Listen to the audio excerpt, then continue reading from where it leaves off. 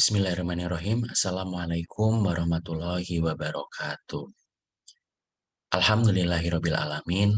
Wassalatu wassalamu ala asrofil anbiya'i wal mursalin wa ala alihi washabihi ajmain amma ba'du. Puji syukur kita panjatkan kehadirat Allah SWT yang telah memberikan kita nikmat iman serta nikmat sehat sehingga kita masih diberi kesempatan untuk tetap semangat menjalani kehidupan pada sampai hari ini.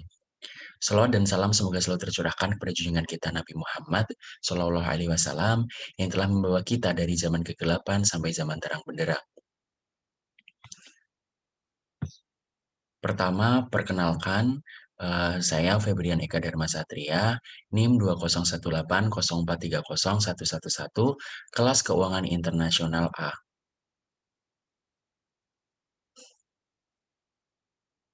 Di sini saya akan menjelaskan tentang kurs valuta asing. Apa yang dimaksud dengan kurs valuta asing?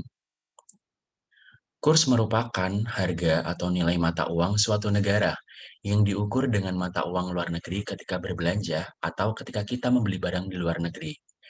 Pada intinya, kurs merupakan nilai tukar, sedangkan valuta asing merupakan nilai mata uang negara lain. Jadi, kurs valuta asing merupakan rasio nilai antara mata uang domestik dengan mata uang lainnya, atau dengan kata lain, kurs menunjukkan perbandingan nilai antara dua mata uang yang berbeda. Kurs yang berlaku dan ditetapkan di pasar spot disebut sebagai kurs spot atau biasa disebut juga dengan spot rate. Kurs memiliki dua nilai, yaitu kurs beli atau bid rate dan juga buying rate. Dan ada juga kurs jual atau ask rate atau juga bisa disebut selling rate. Pengertian kurs beli dan jual selalu dilihat dari sisi atau pihak bank, kemudian dealer, dan juga dilihat oleh pedagang mata uang asing. Selanjutnya saya akan menjelaskan tentang sistem kurs valuta asing. Yang pertama yaitu ada sistem kurs tetap. Sistem kurs tetap merupakan sebuah kondisi nilai tukar mata uang domestik yang ditentukan oleh pemerintah, sehingga pemerintah melakukan berbagai langkah atau kebijakan untuk mengatur nilai mata uang pada harga tertentu. Segala fluktuasi pergerakan harga dapat diredam oleh pemerintah atau dengan kata lain diintervensi. Yang kedua yaitu ada sistem kurs bebas atau mengambang. Sistem kurs bebas merupakan pembuatan kurs tersendiri dari suatu permintaan dan penawaran dari mata uang asing, sehingga pemerintah tidak ikut campur dalam menentukan kurs mata uang yang akan ditukar. Kemudian yang ketiga, ada sistem kurs mengambang terkendali atau terkontrol. Sistem kurs terkendali merupakan sistem di mana pemerintah dan pasar sama-sama memiliki kebebasan dalam menentukan nilai tukar mata uang, sehingga nilai tukar dapat bergerak bebas naik atau turun. Guna pemerintah di sini adalah untuk menghindari gejolak yang tajam.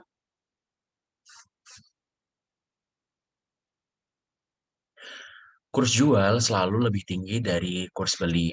Selisih antara kurs jual dan kurs beli ini disebut sebagai spread. Ini merupakan kaidah mendasar perdagangan, teman-teman. Jadi apapun yang diperdagangkannya, pedagang akan selalu membeli pada harga yang lebih rendah dan kemudian menjual dengan harga yang lebih tinggi. Bank sebagai pedagang mata uang asing akan melakukan hal yang sama. Jadi spread adalah selisih antara harga jual dan beli yang merupakan komponen dari biaya transaksi. Selisih kurs ini adalah keuntungan bagi pihak bank atau dealer yang diperoleh dari setiap transaksi mata uang asing. Selanjutnya saya akan menjelaskan tentang direct quotation. Direct quotation menunjukkan satu unit mata uang asing yang dinyatakan dengan unit mata uang lokal atau domestik.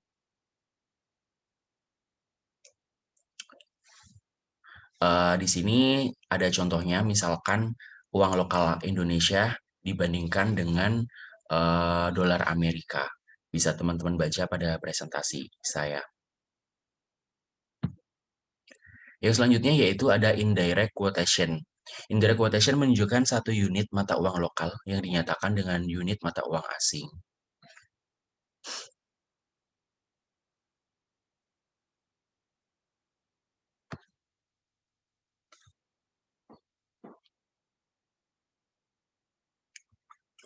Kemudian selanjutnya, apa aja sih fungsi valuta asing? Valuta asing mempunyai beberapa fungsi. Yang pertama yaitu sebagai alat tukar dan juga pembayaran internasional. Tentu saja, kurs valuta asing sebagai alat tukar internasional. Valuta asing digunakan sebagai alat dalam melakukan tukar-menukar barang atau jasa dengan negara lain. Contohnya, ketika Indonesia mengimpor barang elektronik dari Tiongkok, maka orang Tiongkok harus dibayar dengan dolar karena tidak akan mau jika dibayar dengan rupiah. Kemudian fungsi selanjutnya yaitu valuta asing mempunyai fungsi sebagai alat pengendali kurs.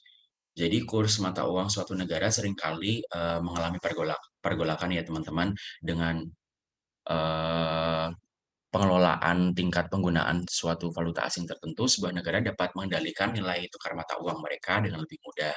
Contohnya dengan adanya kurs rupiah ke dolar, maka dapat diketahui bahwa nilai tukar rupiah semakin naik atau semakin turun nantinya. Dalam hal ini, kurs dijadikan patokan untuk mengendalikan nilai mata uang suatu negara. Fungsi selanjutnya yaitu valuta asing sebagai alat memperlancar perdagangan internasional. Dengan adanya kurs valuta asing, setiap negara di seluruh penjuru dunia dapat dengan mudah melakukan jual beli tanpa terkendala mata uang di negara masing-masing. Mungkin itu saja teman-teman yang bisa saya sampaikan terkait materi kita, yaitu tentang kurs valuta asing. Uh, Sekedar informasi, teman-teman juga bisa mengunjungi Instagram FEBUMY untuk mengetahui segala informasi tentang Fakultas Ekonomi dan Bisnis, terutama untuk prodi ilmu ekonomi. Nah, di UMY ini selain ada ilmu ekonomi yang reguler, juga ada kelas ekonomi yang internasional. Teman-teman bisa kunjungi juga website economicsfeb.umy.hc.id atau ipif.umy.ac.id. Juga selain tadi di Instagram FEB UMY, teman-teman juga bisa kunjungi ke Instagram Prodi yaitu Economics FEB UMY atau IPIF FEB UMY. Dan juga bisa juga teman-teman WhatsApp ke nomor yang sudah saya eh, sediakan di presentasi. Untuk program reguler ada sendiri dan juga program internasional atau IPIF ada sendiri. UMY ini lokasinya ada di Jalan Brawijaya Taman Tirto, Kasihan Bantul, Yogyakarta. Mungkin itu saja teman-teman yang bisa saya sampaikan. Kurang lebihnya mohon maaf. Wassalamualaikum warahmatullahi wabarakatuh.